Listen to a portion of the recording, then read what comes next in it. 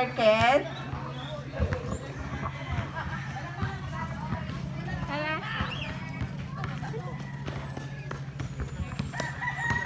Sige, may hapon mag-ampos ata.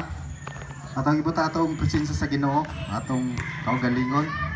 Sa unang Korinto 1:18 nag-ingon, ang mensahe may tungod sa krus ni Kristo, binuang katong wala naluwas. Apan kanato nagtuo sa krus, mao kini ang gahom sa Dios. Kitang tangal sa ngalan sa Man sa Anak sa Dios Espiritu Santo. Amen. Langitong makagahumahan.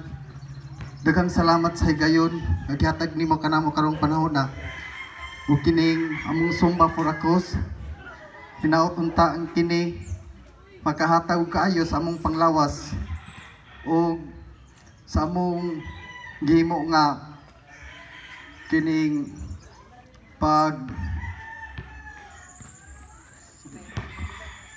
sa divine mercy. Ginoo itugot nga unta kini maayo og ma-accomplish namo kining panahon na. Kining tanan ang gipangayo og bisang latan pinagi ni Kristo ang Ginoo. Amen. Daghang samahan sa Anak sa Dios Espiritu Santo. Amen.